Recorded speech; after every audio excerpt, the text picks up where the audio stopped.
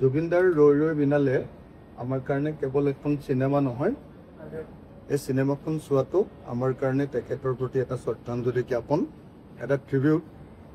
আৰু সেইকাৰণে অসমৰ চব মানুহে চিনেমাখন চাবলৈ ইচ্ছা প্ৰকাশ কৰিছে।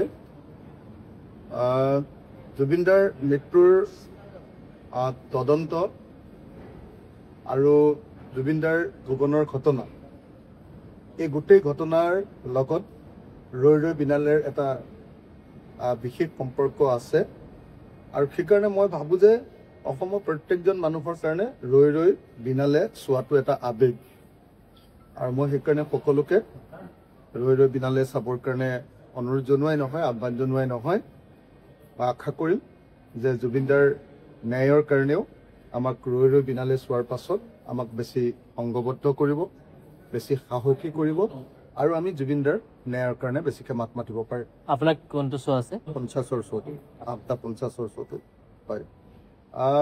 জুবিনদাৰ আচলতে যিটো ন্যায় দিব বুলি চৰকাৰে ঘোষণা কৰি আছে, চৰকাৰে যিটো কৈছে যে এমাহৰ ভিতৰত তেওঁলোকে চাৰ্জশ্বিট দিব, কিন্তু মই বুজি পোৱা নাই যে কেনেকৈ এমাহৰ ভিতৰত তেওঁলোকে চাৰ্জশ্বিট দিব। তাৰ কাৰণটো হ'ল যে এতিয়ালৈকে SIT-য়ে মাত্ৰ এবাৰ ছিংগাপুৰলৈ গৈছিলে আৰু ছিংগাপুৰ চৰকাৰে তেওঁলোকক ঘূৰাই পঠিয়াইছে। তেওঁলোকক একো এটা এভিডেন্স নিদিয়াকে, একো এটা ষ্টেটমেণ্ট নিদিয়াকে আৰু একো এটা ডকুমেণ্ট ল'ব নিদিয়াকেই তেওঁলোকক ঘূৰাই পঠিয়াই দিছে।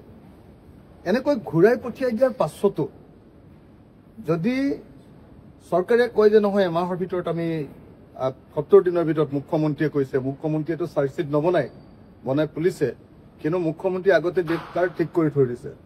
তাৰমানে চৰকাৰখনে এটা ফিটিং জাজমেণ্ট দিবৰ কাৰণে, ফিটিং এটা চাৰ্জশ্বিট দিবৰ কাৰণে তেওঁলোকে ঠিক কৰি থৈছে। আৰু মই নিশ্চিত যে যিখন চাৰ্জশ্বিট দিব, সেই চাৰ্জশ্বিটখনৰ পৰা কেতিয়াও অপৰাধীয়ে কেতিয়াও 103ৰ অধীনত মৃত্যুদণ্ডও নহয়, 105ৰ অধীনত ছেকশ্যন BNSS-ৰ অধীনত কেতিয়াও যাৱজ্জীৱন কাৰাদণ্ডও নহয়। এইটো একদম খাটাং আপোনালোকে থাকিব পাৰে। জুবিনদাৰ তদন্ত যিটো চলি আছে, এইটো এটা একদম নিয়ম মাফিক তদন্ত, অকল আনক দেখুৱাবলৈ কৰা নাটক। মই সেইকাৰণে ভাবোঁ যেনে APSC-ত চাকৰি কৰা মানুহবিলাকে যেনেকৈ আকৌ চাকৰিবিলাক ঘূৰাই পাইছে, হাইকোৰ্টে অৰ্ডাৰ দি দিছে যে গোটেইবিলাকক আকৌ চাকৰি ঘূৰাই দিব লাগে, ঠিক তেনেকৈ মই ভাবোঁ যে যিটো লিগেল যিটো ফ্ৰেমৰ মাজেদি যাব লাগে, যে বিদেশত তদন্ত কৰিবলৈ ছেকশ্যন 112ৰ অধীনত কোৰ্টৰ পৰা লেটাৰ অফ ৰিকুৱেষ্ট লৈ যাব লাগে, সেইটো কৰা নাই। 208ৰ অধীনত ছেকশ্যন চেণ্ট্ৰেল গভৰ্ণমেণ্টৰ প্ৰায়ৰ পাৰ্মিশ্যন ল'ব লাগে, সেইটো কৰা নাই, একোৱেই কৰা নাই। গতিকে মই ভাবোঁ যে এই গোটেই তদন্তৰ পৰা আমি একেবাৰে নাপাওঁ।